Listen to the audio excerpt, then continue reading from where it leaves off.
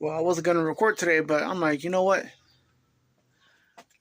Might as well give me a chance to show a update on Frankenstein as well. So let's do this. So I'm currently looking for my sandpaper. I know I had a couple of pieces that are laying around here somewhere. We don't know where. But the flakes for Frankenstein is right here. This is what we're going to be putting in the engine bay. I know it's hard to see because it's a very custom mix, but it's also mixed with some black flake in there too. So why it's a little darker than what it is. This right here is the mystery color. Now, if Duplicolor sees this, this is not ready to spray.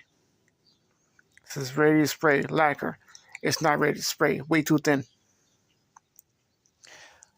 But I did order some clear binder, which I'm going to put a little bit in that to thicken it up. And then that is going to go inside a clear binder. Not sure how much I'm going to put in there, but I want to put enough so that it looks right. But I'm not trying to put too much where it's going to cover the custom paint that I did on Frankenstein. But today I'm going to start body working the engine because that paint stuff should be here hopefully by Friday. As you can see, I already started sanding everything down. This cover, I need to figure out on what I'm going to do with it. Because I'm not really trying to buy another one, but it keeps slipping out because it's missing that little ear that goes on there. But I'll figure something out. Even if I got a permanent glue in place, I don't give a shit.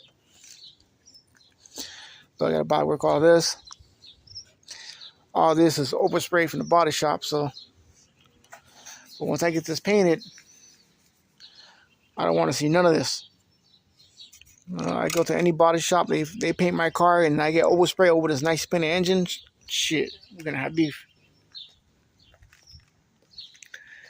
But this is the fender. Frankenstein, you can see how nice it came out. No more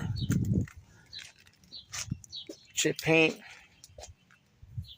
Like I said, I'm not gonna lower the car down because I'm working on it right now, but it came out beautiful. See, the grill came out nice, no more chips. The bumper came out real nice, and now it's nice and leveled. And the guy even trying to even mold it to the bumper, which I wasn't really expecting. And then for the last video, I don't know if you guys can see, but this is a brand new piece right here.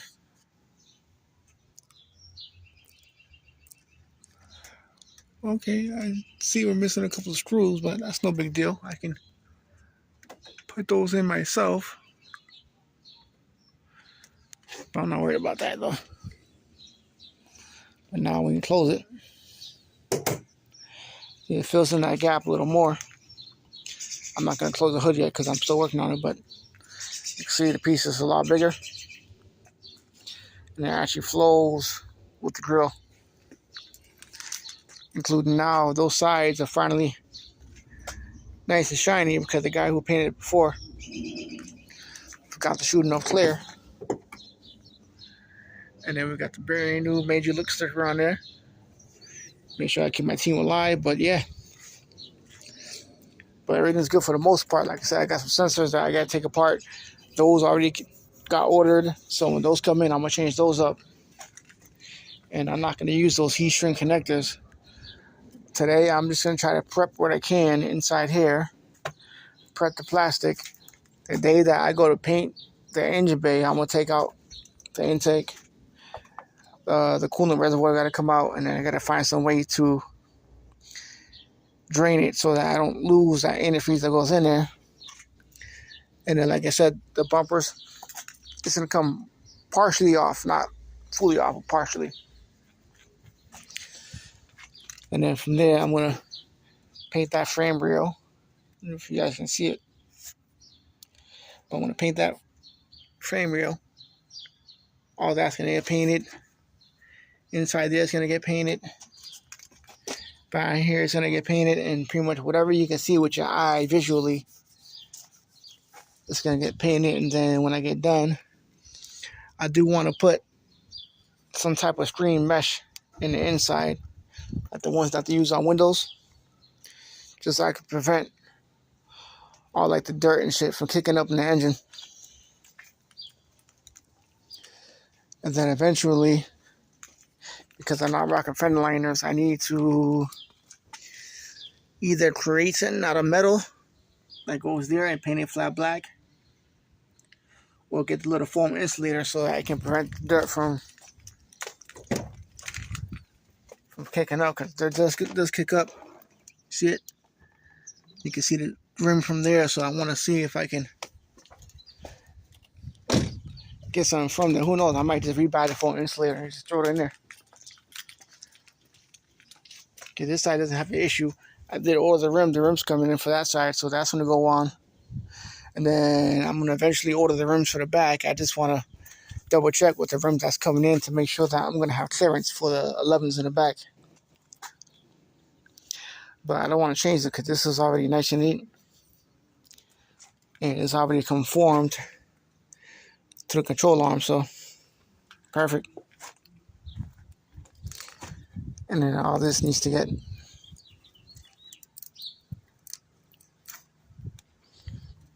taken out, redone, sanded.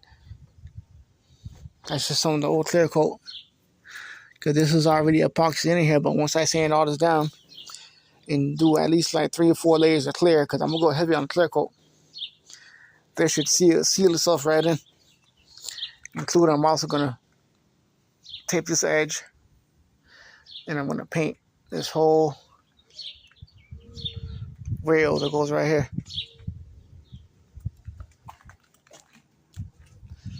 Not including this center part needs to get sanded, and that needs to get re-cleared. So, and I'm gonna paint it the same color as the engine bay, which should flow pretty nicely. But this is the update on Frankenstein. Let me get to work. And I think the next video you guys are going to see is me painting the engine bay, get everything prepped up. And let's get Frankenstein on the road. I'm currently pissed right now, so I had to get me a sponge. But I think the sponge is going to be better because it's more cushiony. So when I go to sand it, it'll be able to conform to all the curves and shit. So I'm like, word. So I'm happy about this. What I'm not happy about is that the JB Weld, they don't make the pre-missing tips no more. Unless you can get it online, but I'm trying to glue everything on there today. I went ahead and I did, I cut the covers a little more just so that I can conform it more to the shock tower. And so that I can conform it more to the 2 upper control arms that are each side. So I did some slight trimming. I think before I even glue those covers on, I'm going to sand the engine down as good as I can get it.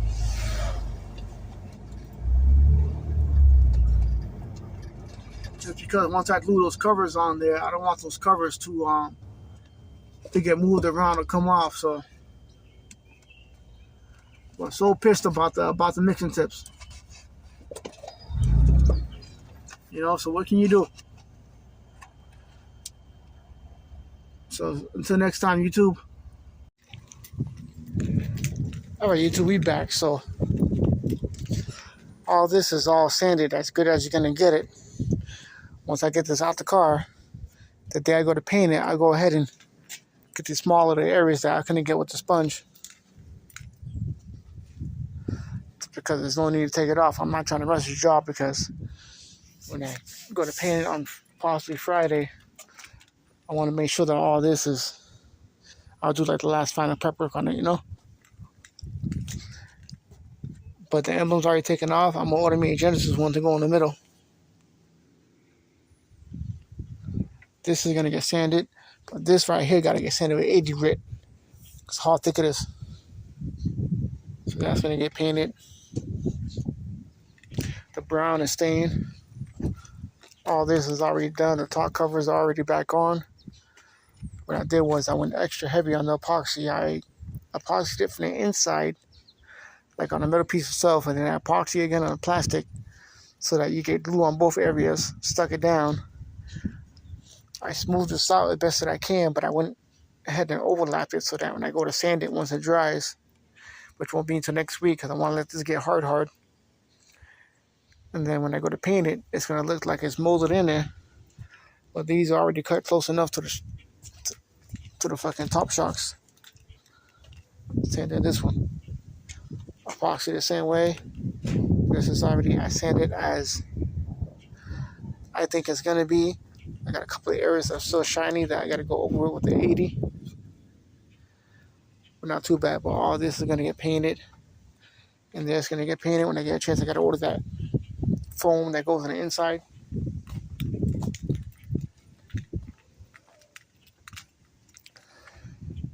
But yeah, man, coming together. I said this is going to be an official show car, so. And the reason why I didn't go over so ham on this because I got to take that out. Which is the intake. That hard line got to come out. The sticker got to come out so it looks a little prettier. But this got to come out as well. That's why I'm like holding off on trying to do the body work 100%. So the day I go to paint this, I'll spend a good maybe early in the morning. I'll spend a couple of hours just taking everything apart. Sanding what needs to get sanded. And then from there, it'll take me a good hour or so just to tape everything up. The whole outside of the car needs to get taped so that we don't get any kind of overspray on the car. That needs to get sanded down more. And then that wire, I got a black one that's going to replace that, so I'm not really worried about that. So I'm just going to do it like I did last time. Most likely what I might do is take this wire out, flop it to the front so I can get that in there real good. Honestly, I would like to paint the fucking subframe, but the problem with that is that would involve too much work. You have to take off the hoses for the coolant, the power steering, and that's going to make a mess, which I want to avoid. What I am going to do is, if I can, probably tape up the pulley, and I'll just get in there with some flat black spray paint and just paint all that just flat black. Even though you're not really going to see that, you know what I'm saying? But that's all good, but we're getting there.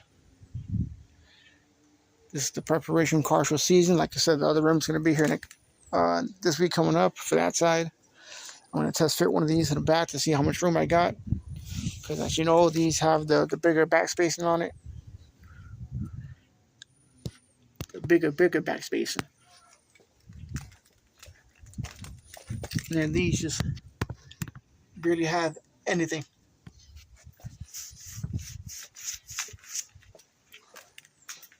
So preparation, here we come.